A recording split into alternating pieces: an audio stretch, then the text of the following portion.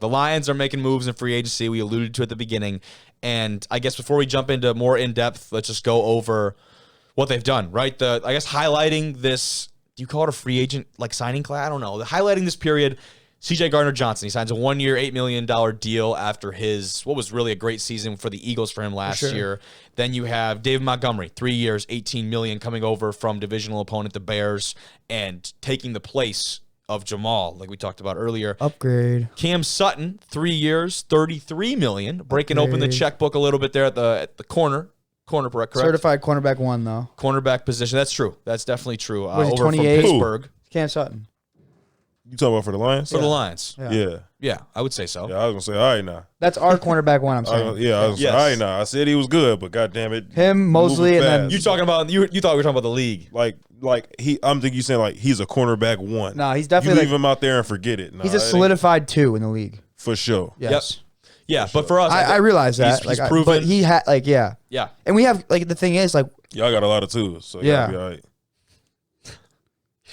That's a good thing. No, it is. Like, it got, is. It is. Think about our last year's secondary. Okuda 2, Sutton 2, Jerry Jacobs.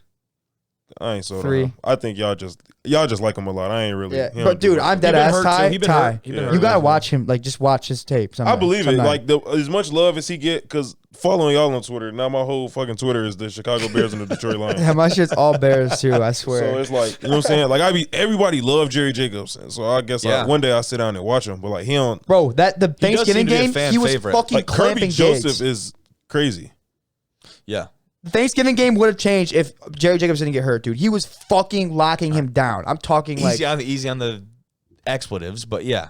Yeah, I'm just making my point. I know. I hear you, and you're right. You're not wrong. But finally, rounding it out, Emmanuel Mosley. We didn't get to say anything there. 1 year, $6 million, and a little bit more of taking a chance. Obviously, coming off an ACL, and everyone in the 49ers camp has said that he's making great progress, even ahead of schedule. Blah blah blah. All the things you want to hear, but what are they going to say? I mean, what are they going to say? But both Sutton and Mosley, both their team, fan base, all that had like insanely good glowing things to say. Like Cam, I thought it was really cool. Sutton and Montgomery went around and introduced themselves to all the people in the press conference before they even started. Yeah, which I think is, like it was everyone that I that's listed. The biggest thing with we talked about last episode. We have no idea what is going on.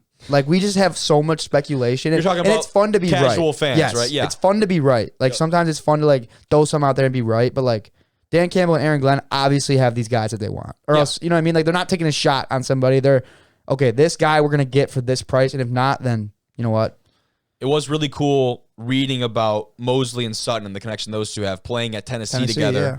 And Mosley had said that Sutton in his time at Tennessee was really like a big brother to him, and that how much he learned from Sutton and vice versa, how much Sutton had learned from him, because obviously he's not discrediting himself. He was a great corner too. He's playing at the highest level. Yeah. And he just said like to be able to have this kind of full circle moment and to be able to continue that relationship, to continue learning each other and getting better at their craft respectively is he was like over the moon about it. I like sounded a little bit of emotional, like talking about that. I have to imagine that was pretty special. Yeah, it's big. They gotta have a good draft, and I like they really are like bought into this at this point. You know what I mean? Like the Lions have confirmed they're bought in. Yeah, 100% to being winners right now. And a little bit of some Twitter speculation has been going on about C.J. Gardner-Johnson, excuse me, from the Eagles, because a lot of people have the immediate question of like, you know, why wouldn't the Eagles retain this guy? Now, other pieces in the secondary, we talked about it earlier.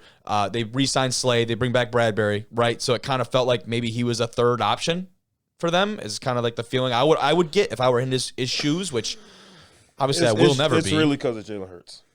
You think so? They gotta save money. They gotta save the super money to super pay money. him. Yeah, that also is part of it. I can agree with that. But looking at this tweet right here, and this is Universal Sports Management, who represents C.J. Gardner-Johnson, and this is what they said: perception versus reality. 1 year real versus 3 year fake. This is after reports coming out that the Eagles had offered him a longer term deal, a 3-year deal. This is yesterday after he signed. This says, which sounds better to you? Which I'm very surprised they tweeted this in the first place, to be honest, because they came under a lot of fire, I think, is why this happened, their representation, because of people thought that he should have gotten a way better deal. Basically, so the Lions got him their for a ass. steal. Right. Yeah. So this is what they're saying. 1, a 1 year deal worth $8 million, obviously being the Lions. Number 2 says a 3-year deal, the Eagles, $24 million max with $17 million in year 3. So a very weird-ass contract. back end loaded deal, and you'd have to imagine a lot of that has to do with, like you said, the Jalen Hurts situation, right? But is that more of maybe a lack of trust? Is that maybe how they took that? Like those first 2 years, like what if, I don't know how much of that is guaranteed too? Those would probably be really good numbers to know. Like how much of that is guaranteed? I did not believe that was reported anywhere. For It's literally all because of Jalen Hurts. And it's like, I can't, like, they was going to let Darius Slay walk. It seriously sounded like it, You know what I'm didn't it? saying? Yeah. Like, I mean, he and thought so too. It's Yeah, not he because You do they just don't be saying they shit, don't though. want they don't want him. You know what I'm saying? It's not because you feel me. Oh, he's over the hill. They have to save money for Jalen Hurts. They let Miles Sanders walk. They let fucking T.J. Edwards walk. They just let Chauncey Gardner-Johnson walk. Solid players, man. That like you want to keep in a franchise. You know what I'm saying? Like, Ideally, obviously. because they have to save the money to pay. They don't want to end up in a Lamar Jackson situation. Very true. Which I think this is letting a lot of teams know they don't want to end up in that situation because that situation the quarterback. So we got $6.5 million guaranteed. So yeah, so this is what is now a deleted tweet. As you can see, this tweet has been deleted, but the original tweet from Jeff McClain says, "Skinny on why CJ Gardner-Johnson is no longer in Philly." He says the Eagles made a multi-year offer early in free agency, but he was looking for more. That was his report, which, like you said, There's more to that tweet, though. There is, but that basically he said. I think the ... was actually a part of that tweet. No, I'm pretty sure there is. Is there? We can't see it on this. Oh, is that a picture?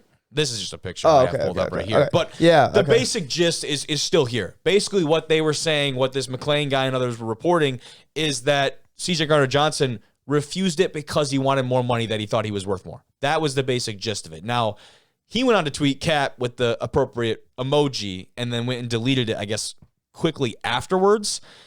And No, that shit ain't cap, bro. you don't think so? Hell no. But he signed for 1 year, $8 million. They took the offer off the table. They didn't have the money for him no more. Possibly. It was probably going to be him or Slay.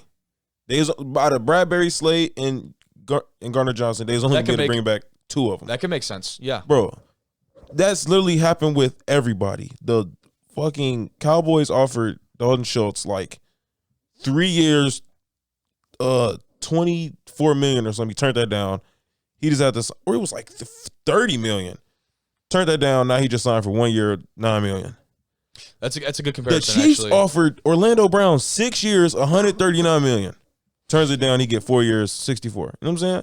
That happened to everybody. They think the market is going to be better than what it is. And that's the risk they take, right? What you don't realize is no team can offer you more money than the team that you plan for. Like, as far as like the maximum amount of money. Now, you don't see max contracts in the NFL. No. But like. You think that's true for everyone, though? Just typical. Okay, typically. Typically, okay. no team is going to offer you more unless the team just don't want you anymore. Yep. You know what I'm saying? Yep. If they want you back, no other team will be able to throw you more money. I hear you. Yeah. You know what I'm saying?